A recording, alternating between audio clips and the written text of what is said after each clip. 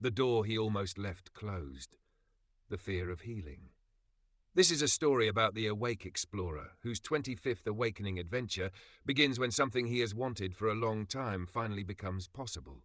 Instead of relief, he feels resistance, and discovers that healing can be frightening when an old identity has quietly depended on the problem remaining. The awake explorer reached a mountain lodge just before dark. He had been walking all day. His knee hurt. Not badly, but enough.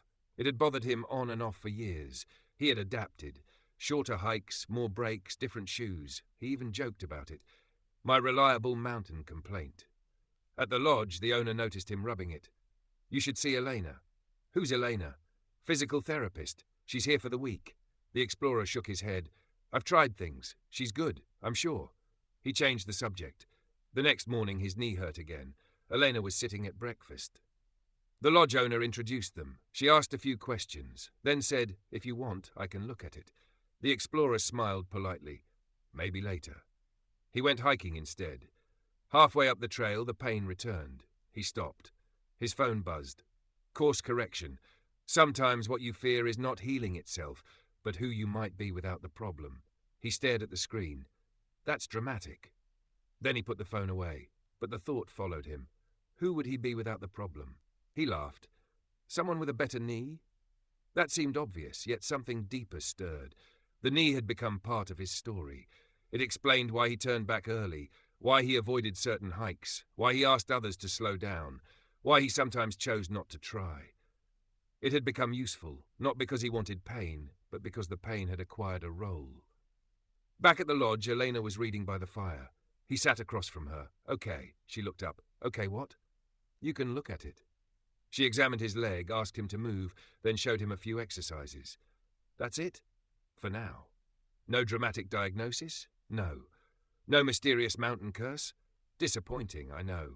He laughed. She explained that he had been protecting the knee so long that some muscles had weakened. Protection can become part of the problem. That sentence landed harder than he expected. Over the next few days, he did the exercises. Carefully, the knee improved.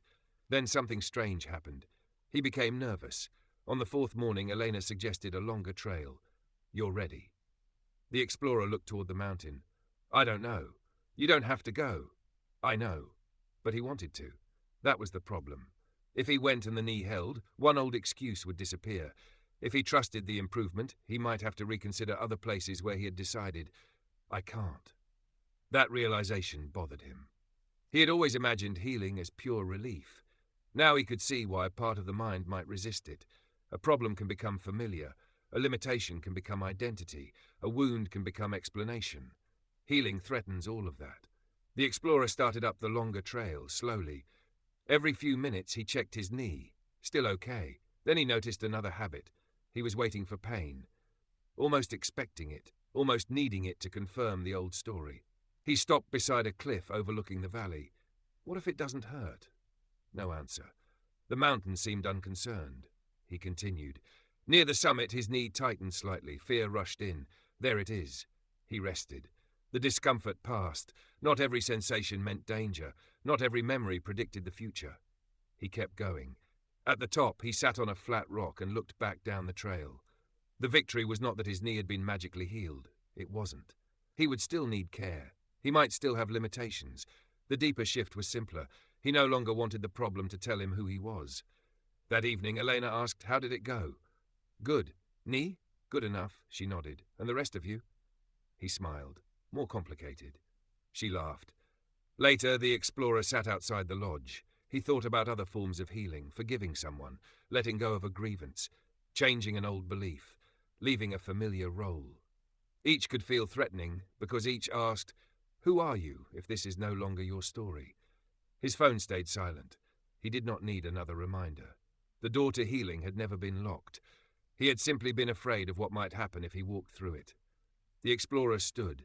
His knee felt steady. Not perfect, not guaranteed. Steady. For tonight, that was enough. He walked inside without limping for effect.